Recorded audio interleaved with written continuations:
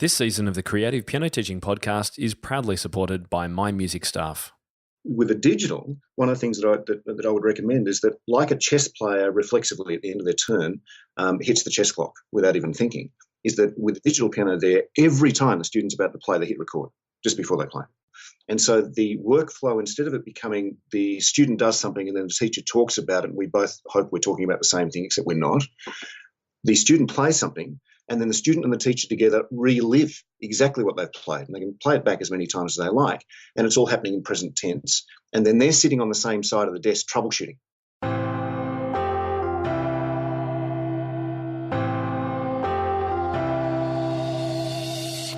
Welcome to the Creative Piano Teaching Podcast, the place where teachers from around the world meet to share innovative ideas about music education. Listen and learn as we help you motivate your students, grow your income, expand your studio, and become a more creative piano teacher. G'day everyone, it's Tim Topham here. Welcome back to Season 2, 2018 of the Creative Piano Teaching Podcast. We're almost at the end of Season 2. I can't believe how quickly it seems to have gone. This is episode number 131, and a very special welcome to all my InnerCircle members. Whether you are listening for the first time or you've tuned in for a long time, thank you very much for choosing to spend today with me. I'm committed to providing you lots of value for your studio, for your students, for you, and your own personal development and studio growth. If you're a long-time listener and you haven't left me a Facebook review or an iTunes review, I really would value you doing that if you do have a spare couple of minutes. It's a very quick process and it means a lot to me, and I very much appreciate them, and I read every review that I get. You can head to timtopham.com/review to find out just how easy it is. Today's show notes and full transcript are now available at timtopham.com/episode 131. So today we're going to do things a little bit differently. We're going to unpack with my guest a number of statements, some may call them heresies or perhaps unmentionables, and discuss together some thoughts on them. Some will be controversial, some might be a little bit funny, but either way, I hope these challenge your thinking and encourage you to look at your teaching from a slightly different perspective. And just before we begin, I will say that my guest today is a fast talker, and he's also an Aussie. It probably explains how he's been able to write so many great books. So if you normally listen to these podcasts at faster speeds, then today is definitely not an episode to try that with. I don't think you're going to be able to catch too much. And by the way, speeding up your listening is a great productivity hack if you haven't found out about it already and you're a bit limited for time.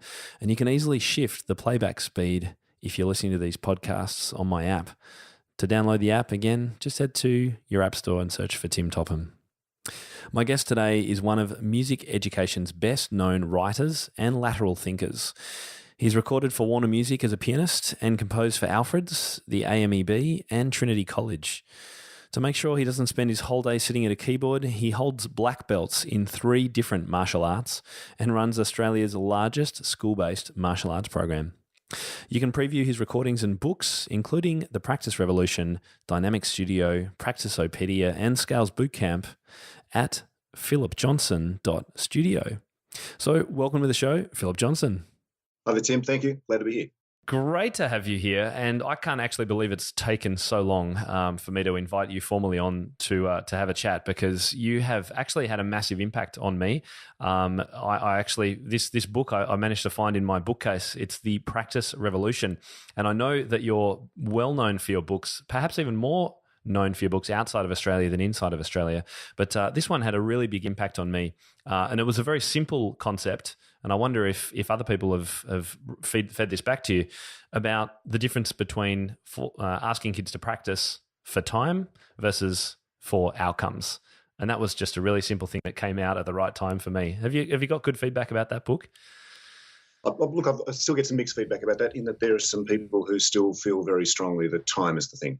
Right. And that the best benchmark, we'll talk about this later in the podcast today, in fact, but the best benchmark for a lesson is that people vote with the number of seconds that they're spending every week. And it's a terrible, terrible way to as a metric for piano lessons. So, all right, let's dig into that a little bit later. You're obviously well known for many fantastic books, but people probably don't know much more about you. So can you give us a little insight into your day-to-day? What do you spend most of your time doing? Yeah, this is a little bit confusing, in fact. So I was a piano teacher for 20 years. But if you came into my studio now, you would be monumentally confused because of the mix of things that's here. So I'll just paint a picture for you, because I know this is a podcast. People can't actually see where I am right now. So in front of me, there are computer monitors everywhere. And so this is kind of production central for all the various books and websites and mad ideas and whatever else. And it's kind of nerds. Actually, yours would be nerd central as well. I think we have a similar layout. Yeah. Yeah, that's right. So there's lots of techie things happening here. Behind me, there is what looks very much like a large grand piano. It's not a grand piano, by the way, and we'll talk about that coming up in a little while. And there's keyboards everywhere and music stands. So in front of me, it looks like publishing. Behind me, it looks like music. But then on the shelves in the rest of the studio, it's filled with martial arts equipment. So it's uniforms and belts and kick bags and mitts and that sort of thing. And so during the day, I'm busy writing books. In the afternoon and the evenings, I'm actually running a large martial arts school. And the two are not as different as it might actually sound. But certainly the space confuses people when they first come into it. I mean, what is this for? And at school, when the kids get asked the question, so what does Dad do? I don't think my kids got the tiniest idea. I mean, how do you sum that up? It's a bit confusing. There's definitely, you can tell the martial arts angle influence on your books and your approach to practice and setting challenges and achieving awards and things like that. I imagine much of that has come from the martial arts training and the belts and system like that. Yeah, it's something that they do very well. Ironically, when I first started doing it, I started back in 1987, and it was because it was as different from music as I could imagine. Or so I thought, and then quickly discovered that the parallels certainly outweigh the differences. And so, in fact, one of the big parallels that is a challenge for piano teachers and for martial arts instructors is that it's a slow burn. That we take a good decade for a student to get really good at what they're doing. At the end of that decade, they can then end up doing things that the vast majority of the population can't. So anybody who's had 10 years of piano lessons can really play in a way that most people can't. But the question is, how do you get them to stick around long enough to actually get there in an age when everybody is so used to getting good at things really fast, courtesy of computer games where you can load up a golf game or a tennis game or whatever, and then within 45 minutes of playing, you've won the US Open somehow. And of course, we all know reality is not like that. So our students, they're not conscripts; they're volunteers. They get to choose not to be part of the studio anytime they want, and so that's a very real battle in both disciplines. Right, and it's a battle that would take a number of podcasts to unpack, and perhaps we could do that at one stage.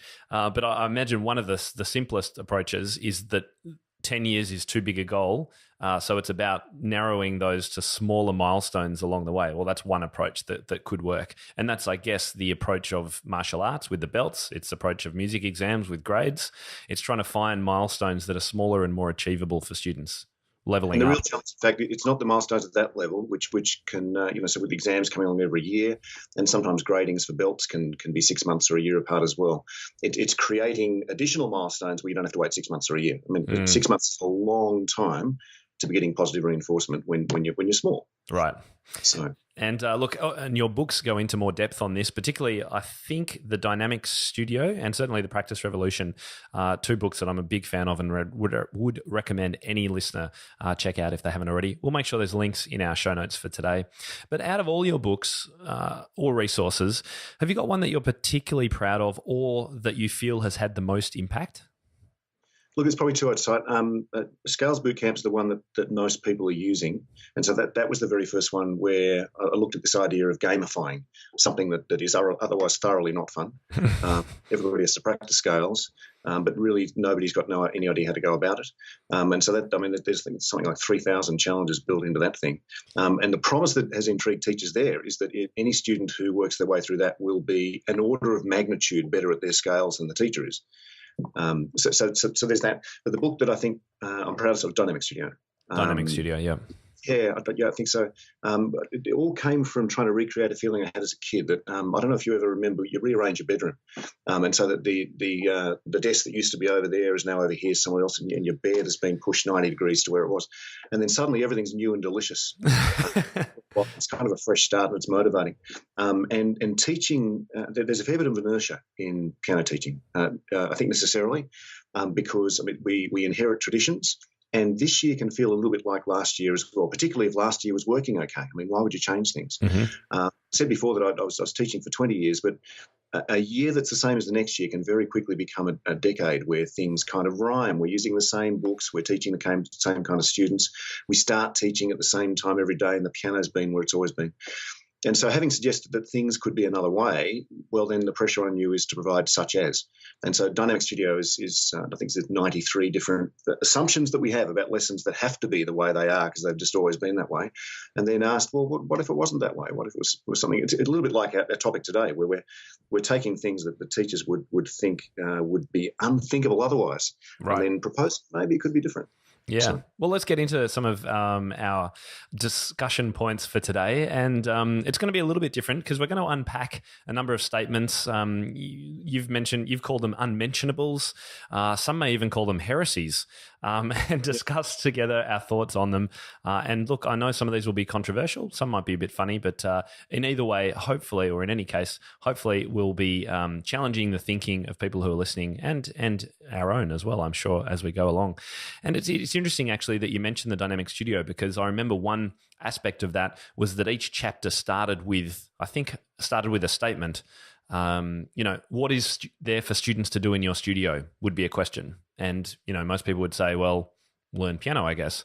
But you then blow that idea away with idea after idea after idea of the things that could be done in your studio. So we're taking that similar kind of approach with a statement, and then let's unpack it. So should we get going?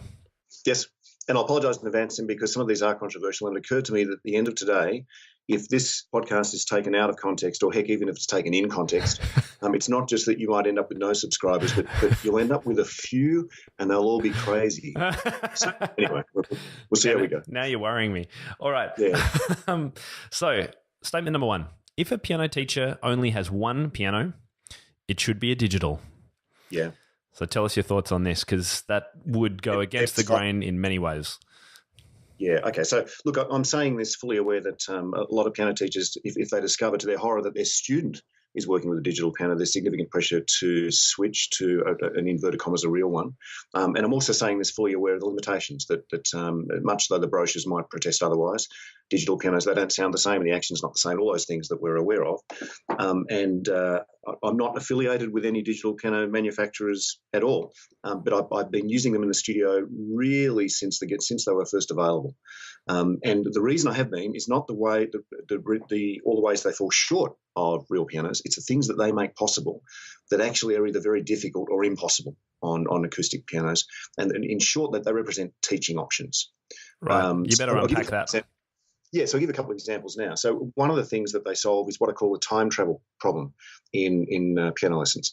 So if you just bear with me for a second, if you imagine that you're in a grocery store and you're in the car park afterwards and quietly putting groceries away, when a crazy person comes bounding through the car park with a big bag that's filled with rock melons, and they're yelling things that you don't understand, and they're throwing rock melons at some of the windscreens, and they throw it at yours, and they break yours and some other ones as well. Okay, and they disappear.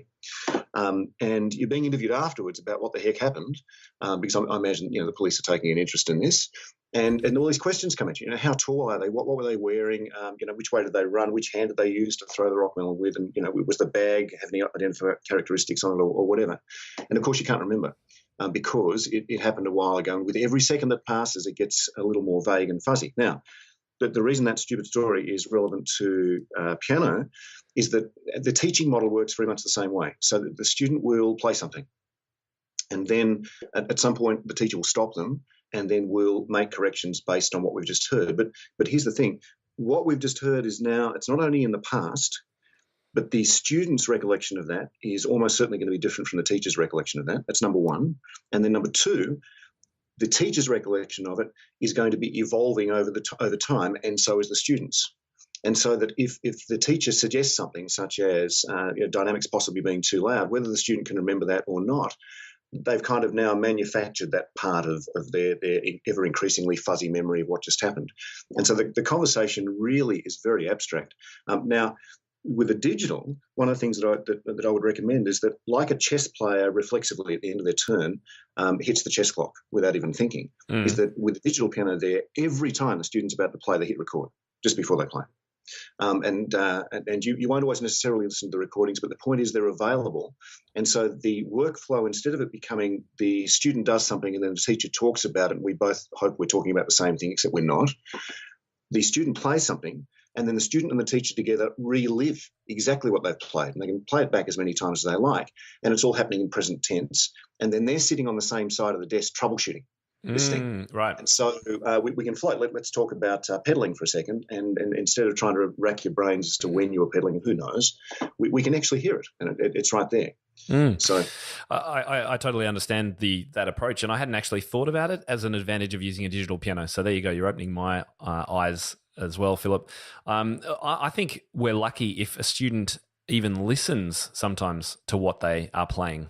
Certainly for my students, I'll ask them something about what they've just played, and they actually won't be able to give me an answer because they are so focused on concentrating on getting the notes right, or playing it how they think I expect it to be played, or they're stressed about something else.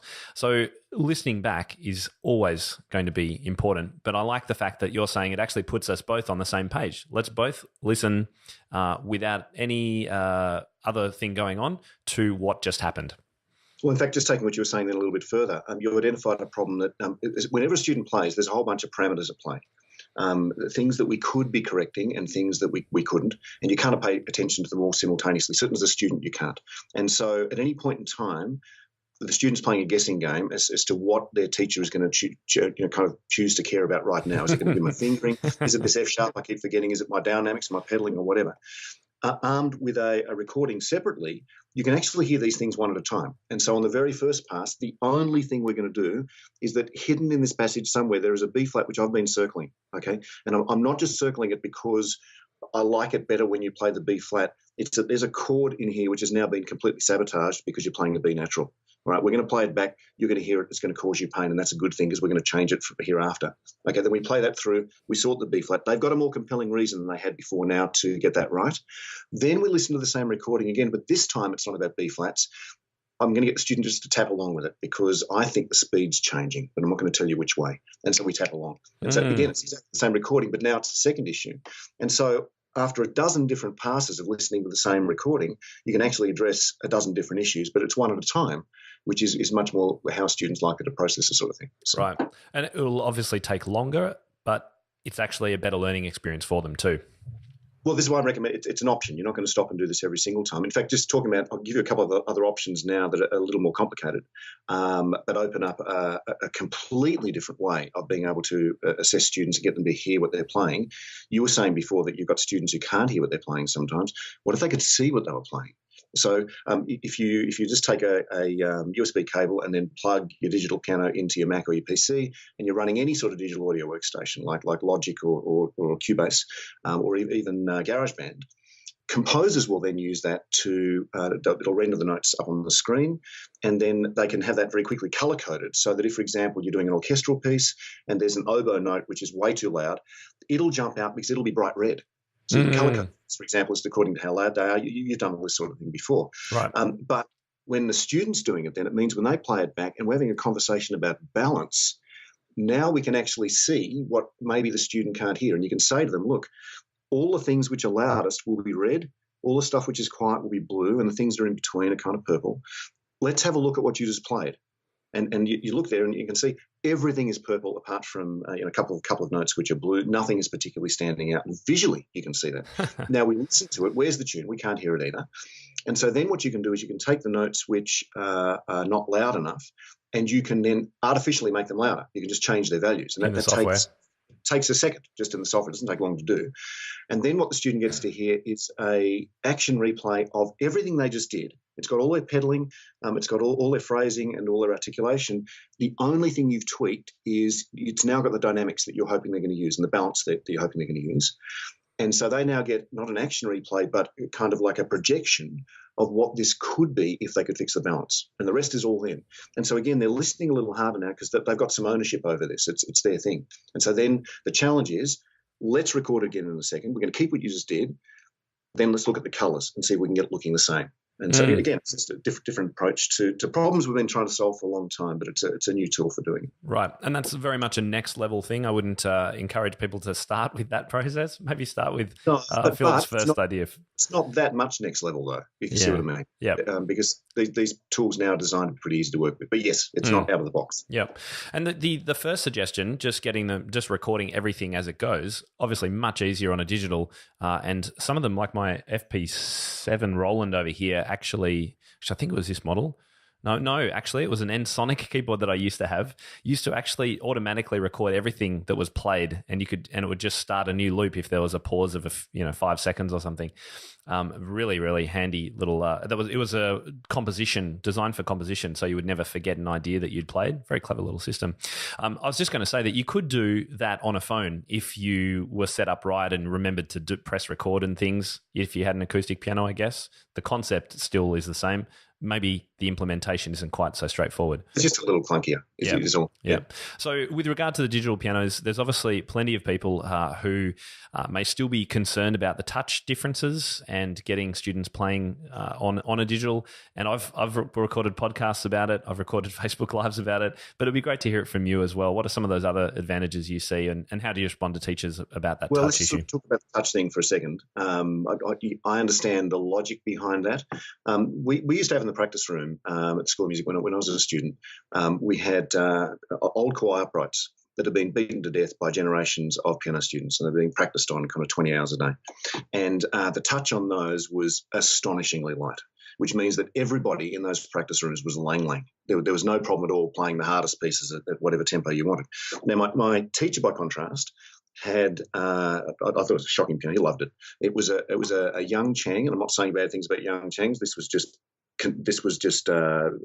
engineered in a particular way, and it's the heaviest action I've ever seen on any instrument of any sort anywhere in the world, I think. And so the contrast going from one to the other is extraordinary. And so when I hear people talking about digitals not being the same action as acoustics, my reaction is, which acoustic are you talking about?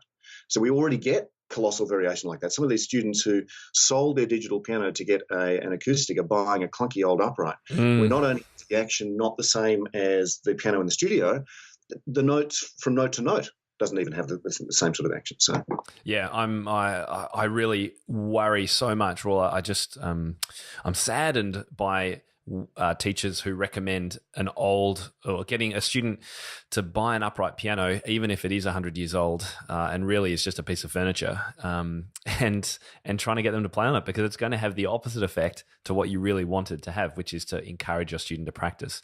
Students will play more on a good instrument. Well, if their ear is particularly good, it can even mess things up further. So I could some years ago, I had to do a performance on a piano that all the notes were 3 semitones flat. Oh. The whole thing had been tuned down, and apparently there were good reasons. It was something to do with the tension on it. It was not a good piano. The tension on the top strings being such that if it was tuned to concert pitch, the whole thing would be likely to fall apart or something. I didn't know. I didn't accept the explanation. And I couldn't remember any of the pieces.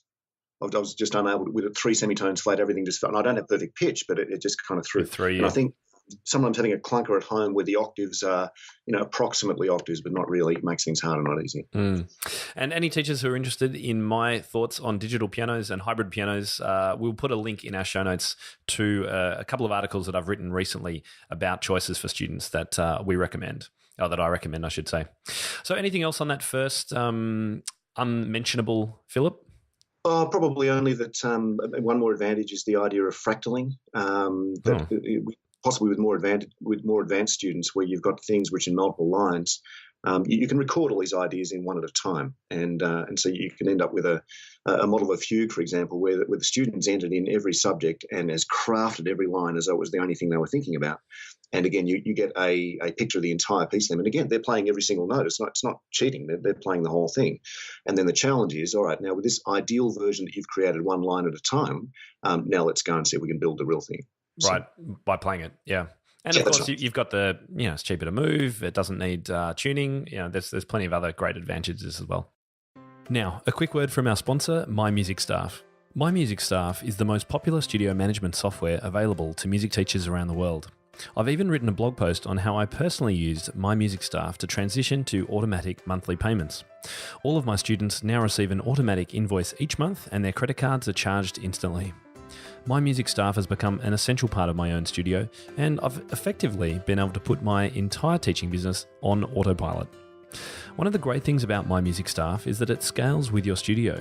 When you start growing your business, it doesn't mean more work for you. From student management to scheduling and billing, it offers you everything you need to manage your business with ease. There's even a student portal that allows students to notify you of any upcoming absences and even reschedule missed lessons without needing your input. It's a great solution for any teacher looking to improve their business and set themselves apart from their competition. Head to mymusicstaff.com to start your 30-day free trial today. Okay, number 2. Daily practice is a bad idea that should just die already. Yeah. Well, it is. I mean, but there's an extent to which we're playing devil's advocate today, Tim, I think. But this one I'm really not. I think it's a terrible idea. We outlined some of these reasons at the start. Look, the biggest reason I think it's a bad idea and really should die already is that it fails the triage test. I mean, particularly in 2018. I'll explain what I mean by that. Kids now are really, really busy. And the reason they're busy is that our parents really were the first generation of people who were told that they could do or be anything. And then now the kids now are being therefore expected to do and be everything.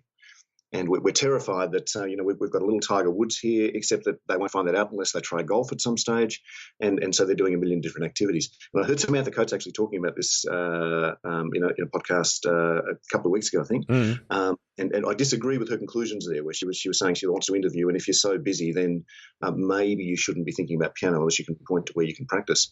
But I've got 3 kids. My 2 oldest are at uni, so it's a whole different thing. But I've got one who's still at high school, and he's doing during the week. We've got trumpet, choir, we've got debating, we've got not martial arts. Not surprisingly, he's good at maths. So we've got maths extension. There's orienteering. He does cricket. He does drama, and he also loves computer games and whatever else. And for anything to happen every day, and for the requirement to be that it's every day and spend half an hour, it really needs to be in his top 2 or 3. And he's not alone for this to be the case. And if it's not in your top 2 or 3, it's actually an unreal expectation to have. And when that dissonance happens between the teacher's expectation and the fact that it's not the student's top 2 or 3, the student will quit. We lose students. Now, here's the problem with that. My son has a lot of things on that list that he absolutely loves doing that are not in his top 2 or 3. And we all have piano students who love playing piano but really couldn't justify it as the thing that gets 30 minutes of their time every single day. And so I think instead of the battle being about how do we get them to do this every day, the much better question to ask is how do we get them to get the most out of and make this work with the practice that they're able to do, even if it's only a couple of times a week. And we end up with more students, and then instead of daily practice being something that we think of as being an obligation from the student, it's something as teachers we have to earn, because the student will triage, don't forget. So our job is not to get them to practice every day. Our job is to get them to their top 2 or 3. Right. And if we get them to their top 2 or 3, the daily practice actually then takes care of itself, because they become more ambitious about what they want to play. They become excited about harder pieces, and then we can sell that. We can say, well, yes, of course you can play the third movement of this. I know it sounds cooler than the other 2. You can't do that on 2 days a week. So, and that's when you can talk about dialing up the practice. And again, they're volunteers and not conscripts at that point. Yeah, this aligns really well with the podcast discussion I had 2 episodes ago with Danny Thompson about practice and why practice can be killing your studio. It's exactly that same approach, in that, particularly at the beginning, the expectation that if students don't practice, then parents will pull them from lessons, doesn't align very well with any of our views, parents or teachers, on the goals of giving a student an introduction to music, which is that they build their esteem and they have fun and they build a love of music and all this kind of stuff. Yes. And so we were just literally talking about exactly the same thing. And the goal for teachers is not to expect practice, but to nurture a love that students want to practice and want to, as you say, put it into their top 3. Yeah, and I think part of the problem here is that I've said before, and for goodness sake, don't quote this out of context, that music teachers are exactly the people on the planet who should not be teaching music. And what I mean by that, particularly in this context, is that we often have the same expectations of our students that people had of us and our teachers had of us. But what we're forgetting is we're piano teachers now. We were the students who were really good. and pretty serious about it. So, of course, we had expectations of daily practice. So one of the problems with this being the same for everybody, this one-size-fits-all approach, is that we get a huge range of different students. And if I'm coaching basketball and not teaching piano, and I've got one student who just likes to play, and then I've got another student who has got serious dreams of being drafted one day, then obviously I'm going to be recommending different practice regimes. And that second student, they're kidding themselves unless they're practicing every day. All right. So if I've got a student who's actively preparing for the Chapman piano competition and they're practicing a couple of times a week, then we've got a major problem. But for the vast majority of students, none of the other activities that they're doing have this expectation, number one. And Correct. number two, you can end up getting very good at these other activities even without the daily practice. And number three, if you do become passionate about it, you'll practice daily anyway. It'll just happen. So with my martial arts students, I love the idea that they're working at home behind the scenes. I know that there are some who do. I'm under no illusions that all of them do, and I don't have expectations that they will. The really, really good students, of course, are pushing harder behind the scenes, but I don't have to twist their arm to do it. That's right. No pun intended. I just got it. And I see my nephew. One of my nephews is he's going to be a sportsman. I think he has got a good chance to be a pro sportsman. And literally, he spends all his time kicking balls around, shooting hoops, anything, any time of the day. If he's got a ball in his hand that he's playing around with and practicing something, he's a happy guy. And that's just an absolute love of that activity. And he is practicing without any need from his coach to actually practice. And I think it's exactly the same with piano. If we can engender that love, then our kids will hopefully want to go to the piano and have a bit of a tinker and try this out, and then maybe jump on YouTube and try and learn something that they're being shown, and then that will hopefully grow. So I'm with you on this one. Tim, I really think our only job is to fire them up. And if you get a student fired up, everything else is possible from there. Everything else is easy from there. So let's go on to our next one, Philip. It's a little bit controversial again, and it sounds a bit odd, but here it is. Piano teachers are better off playing computer games than doing pedagogy courses. Tell us about this one. Well, and again, that sounds like I'm saying terrible things about pedagogy courses, and I'm really not. I'm actually saying good things about computer games. Can I give you a bit of a backstory for all this, Tim? Mm-hmm. And explains lots of my books and a lot of my thinking with piano practice in the first place. When I was a kid, there were Game & Watches with these little handheld devices that everybody at school had. You could play Donkey Kong and whatever on them. Everybody except me. I didn't have one. And my father was heading overseas, and I knew he was going through a duty-free store, which means he could bring me back one of these things. And so he came back, and at the end of that, I still didn't have one, and everybody else did, but I was the only person who now had a computer. And his argument was that you're very welcome to play games, but you need to design them and you need to code them yourself. And so I've been interested in that ever since. And fast forwarding now, with kids of my own, and anybody who has ever tried to call people away from a computer game to come and have dinner will know exactly what I'm talking about, how difficult that is. Anybody who's tried to call somebody away from piano practice to have dinner gets an entirely different experience. And one of the things that I started to get interested in is why. What is it about gaming that makes it so compelling? And it's not the spaceships and the dinosaurs and the explosions in the end, because sometimes people can be hooked doing thoroughly boring things. There's a game called World of Warcraft, which most people would be familiar with, and there's an activity in that game where all you're doing is fishing. Right. Pushing the same over and over and over again. It's significantly less interesting than practicing scales, but they've wrapped it in such a leveling up system that you're never more than 4 or 5 minutes away from a reward of some sort, and so it becomes absolutely compelling and addictive. And none of this is accidental. So game designers have got very, very good at wrapping content that is not always interesting in of itself, but then making it impossible to stop. And that they'll use behavioural economists and psychologists. And there's been studies which have said that the level of addiction with some computer games matches that of street-level heroin. Whoa. Now, I'm not recommending that we get practice to that point, but it is interesting to have a look at some of the things that they're doing that maybe we're not, and emulating them. So I'll give you a couple of examples right now. One of the things that gaming does well, that we don't at all really, is making sure that students are always very, very clear on what to do next. Mm-hmm. Your next step is always laid out. So we send students home with a big picture thing to do. I want to hear this page of the sonatina next week. All right. Yep. And then all the next steps fall entirely to the student. But of course, students don't arrive knowing how to do all of that sort of project management stuff. And so games do that for you. They give little quests that then break this big task down into lots of little tasks. And then one task at a time, they can actually get you to complete some quite sophisticated and long-term challenges, sometimes challenges that will take you months or even years to complete in some of these computer games. And as part of completing these steps, they always make sure that you are very, very clear on what finished looks like. Right. That's a missing thing. So as teachers, the verb we use is improve or tighten or tidy up. But how do you know when to stop? Right. So it's the kind of the gaming equivalent of being sent out into a forest to just kind of gather things. Whereas a game would tell you what we need is we need 23 exactly, and they've got to be green berries, and here's where you're going to find them. And as soon as you get 23, you come back and there's your reward straight away. Right.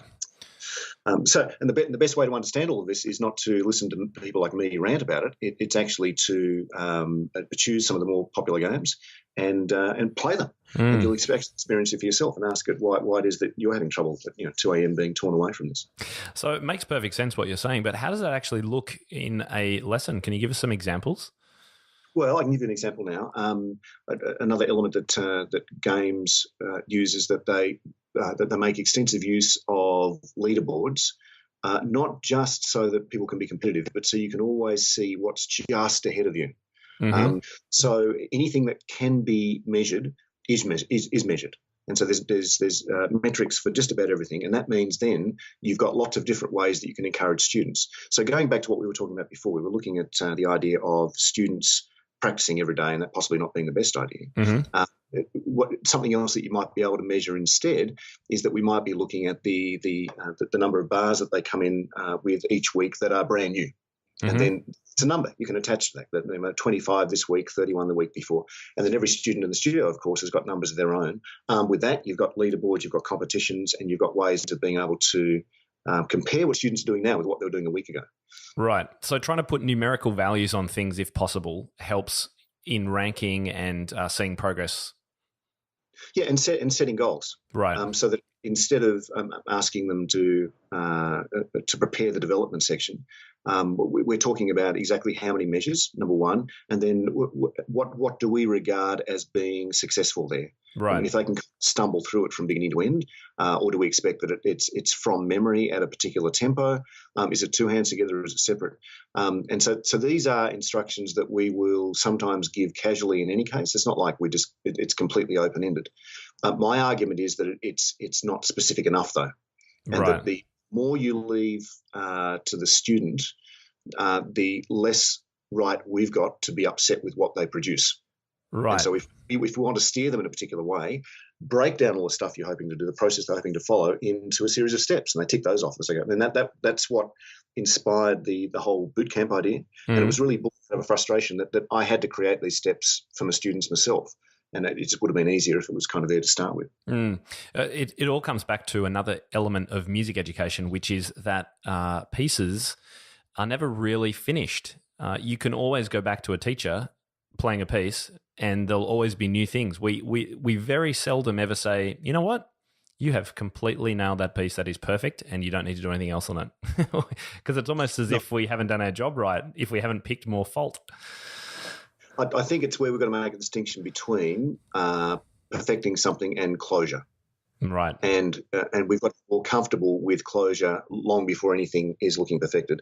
But that means that at some point somebody has to say out loud what it is that we're chasing for us to rule a line under this. And that can be simple as that the whole reason that we're doing this particular work by Scriabin in the first place is because it's exactly the sort of thing that the student finds difficult to memorize because the harmonic shifts and whatever else. Right. And so the only reason we're doing this is for you to be able to play this from beginning all the way through to the end without the score. And we're not trying to win all the other battles that we could be winning Scriabin. That's not why we're doing this piece right now. And on the day the student can do that, and of course the piece is imperfect, they can definitely play it better, we've kind of won that battle and we move on. Yeah, nice. I totally get the idea, and I seem to remember you have discussed this in more detail in your, I think, either the Practice Revolution and or Dynamic Studio. Would I be right? I think you're probably right in both. Yeah, somewhere. yeah. So if you're interested and you're listening to this about this idea of challenges and really imaginative, creative challenges for your studio, not just the 40-piece challenge, which is a great challenge, and many teachers will be aware of it. Philip has come up with a whole lot more, including sight reading challenges and challenges around all sorts of different things. And you give great names to them. That's what I remember the most too. So do check out those two books if that has been an interesting and a controversial topic for you. Anything else on that one before we move on to your next one?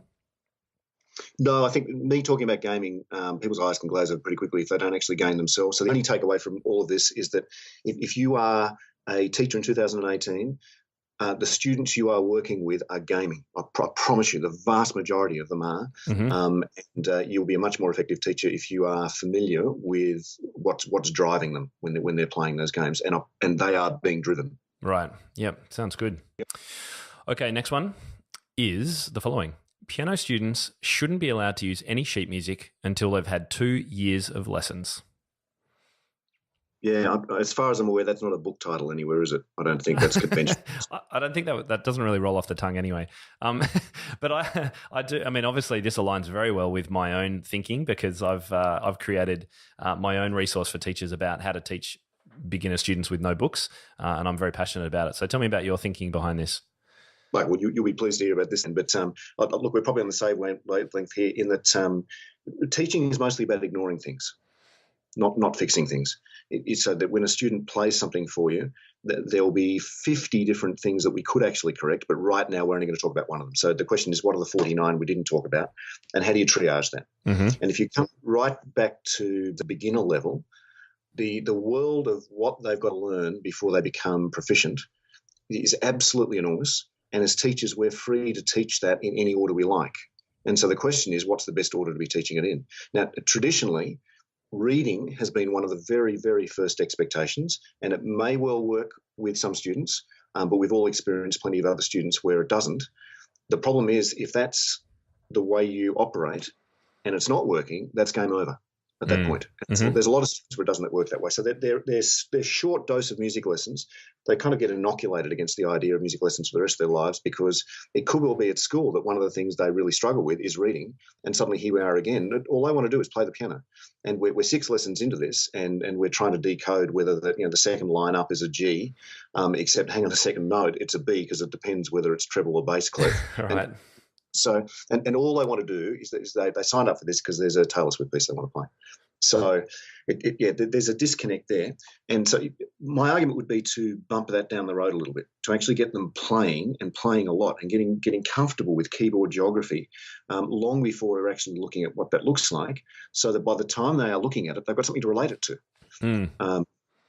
Definitely, 100% aligned with my thinking, and I think in that amount of time, not just playing, but listening and creating and tapping and singing and all of those musical activities that are so vital for students. And it comes back to that approach of music being a language and relating language acquisition to musical acquisition. And how do we do it? We don't start reading first. We start talking first and listening. In fact, listening first. So I think you're right on the money with that one.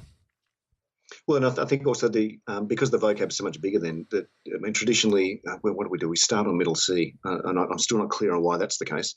And then so all the pieces that the student's learning to play at the beginning are, however interesting you can make a middle C. And the answer to that question is not very interesting. Whereas if instead they were given a pentatonic scale just using the black notes, and they were making up their own little pieces, and it didn't matter which black note they were playing because it all works. Or they were given that same middle C, but what they're doing is they're riffing over a kind of a blues accompaniment. Then they're making music in their very first lesson instead of dealing with abstractions in their very first lesson. Yep, absolutely. It can only be a good thing. Whether 2 years is the right metric, I'm not sure, but I think we've given that as a controversial statement as much as anything. But maybe, I don't know, if you taught up to that length of time when you were teaching. Can I give you? I'll go further than that. Yeah. I didn't start learning piano until I was in year 7, so it was really late at the start of year 7. So that's a 12, 13-year-old? Yeah, 12, around about there. And things moved really fast. By the time I was halfway through year 9, I'd played my first concerto with the local youth orchestra. Wow. So that's quick progress. And so, of course, I got into the local conservatorium, but I couldn't read music when I did. Right. So you learned a whole concerto by ear? Pretty much by ear, and then kind of slogging through the notes where I really couldn't figure out what was happening. But it was really from recordings, because I was working at my. So I'm aware that there's other ways of getting things done. That's number one.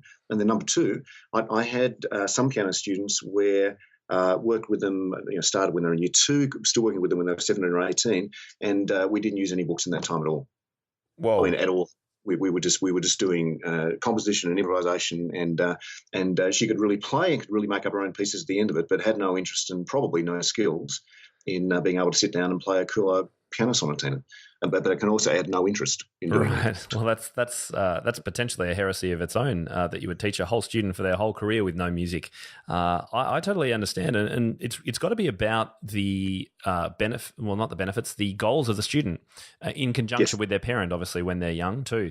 And I think one of the greatest issues with teaching in that way is that that would be outside a lot of teachers' comfort zones, and there's not nearly as many resources for teachers who would like to take that approach, even if they have a student that they think it would be beneficial for, because we have reading and method books as such a crutch, I guess, in many ways. Tim, if only there was an Australian creator with his own podcast who was creating resources for people who want to teach improvisation. Exactly right. Thanks for the plug, Philip. I appreciate it. So look, I'm going to start wrapping things up. I could easily talk to you for a very long time, and I think listeners would love to hear more of these, and I'm sure we could come up with many more of these kind of controversial statements. Why don't we see what the feedback's like from this episode, and then perhaps think about getting you back for another one? Very happy to. Oh, that sounds great. So you're a project man. I'm sure you're working on something behind the scenes. It's all very secretive. Can you give us a bit of a little sneak peek into what you're working on at the moment? My creations are always born out of the frustration that things I want to use when I'm teaching don't exist. And I'm now gently starting to get into the repertoire side of things. So having written so much now about how students should be working behind the scenes, I'm now getting very interested in what it is that they're working with. And so that's the shift now. Right. Okay. So something to do with repertoire. You mean your own compositions or approaches to repertoire that's out there? Yes. Right. Great. So toe in the water for that was the mad Chopsticks Infinity thing. Well, we got a version of that coming up in Canada. I can't say too much about it at the moment. Halfway through this year, where I think it's going to be pretty much a Guinness record attempt with the better part of 100 people all playing the piano at the same time. Right. But anyway, so Chopsticks Infinity was designed to be sort of as many parts as you can fit on as many pianos as you can, and it doesn't matter which bits you select from the book; they all kind of fit together. Right. Okay. So of that sort of ilk. That was one of your compositions, was it? Well, no, I mean, arrangements.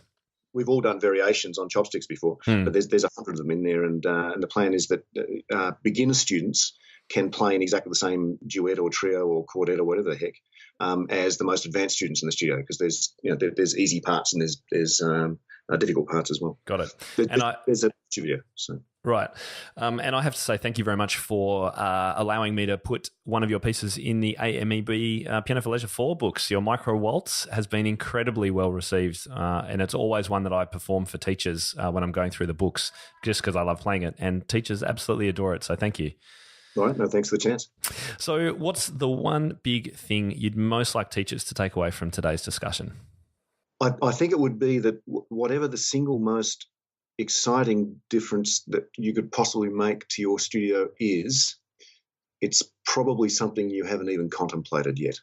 That's number one. And that number two, that will always be true, even if you're contemplating exciting things. And so the idea that your podcast series, for example, exists is exactly the sort of thing that teachers should be doing, so that it's a little insular otherwise, and we can get locked into our studios doing our own thing, and it can work pretty well, but it can work spectacularly well when you are shamelessly stealing the ideas of thousands of other teachers, right? Which is what you're setting up. So this is a big thank you, Tim, on behalf of all the people who are depending on the stuff that you put out. It really does make a difference. Because we have been islands for a long time, and you are a potent force for bringing things together. Oh, much appreciated, Philip. And you've summarised very nicely what my whole goal for this podcast was all about. So thank you. Appreciate it. And thanks for joining us today. It's been an absolute pleasure, and I look forward to a future one. Okay. Thanks, Tim. Well, I really hope you enjoyed today's interview with Philip Johnston. He's probably better known in the United States, actually, for the books and resources that he's created for piano teachers than he is here in his own country of Australia. But I do hope that changes because, as you can tell, he's definitely a lateral thinker and he's got some phenomenal ideas that really challenge the status quo and make us all think more about the teaching that we're doing. So next week on the podcast is actually the last episode for season 2. I'm a bit sad, actually. It has been so much fun putting this season together for you, and I can't wait to share this last episode with you, which is, again, a little bit different. Lots of teachers in my community are starting to branch out of teaching and looking into ways that they can run their own online enterprises on the side, building courses or creating virtual studios, selling products, whatever it is. There's lots of options for doing that now, and it's going to be great because next week I'm going to actually share a coaching session I gave to one of my members, Jenna Carlson, who's actually been on the podcast before, you may remember, in season 1. And we're going to be sharing some tips about building her online presence and launching a new web development business for music studio owners. It's a fascinating look inside the creation of a totally new business enterprise and unpacks the kinds of opportunities that are available for mentoring to members in my inner circle. I'm Tim Topham, and this is the Creative Piano Teaching Podcast. Thanks so much for listening, and I'll see you next week. Will conclude this evening's entertainment. Oh, thank you. Thanks for listening to the Creative Piano Teaching Podcast. We'd love to help take your teaching to the next level as a member of our supportive community. Use the coupon Piano Podcast for $100 off an annual membership of Tim's Inner Circle today. To find out more, head to timtopham.com/community.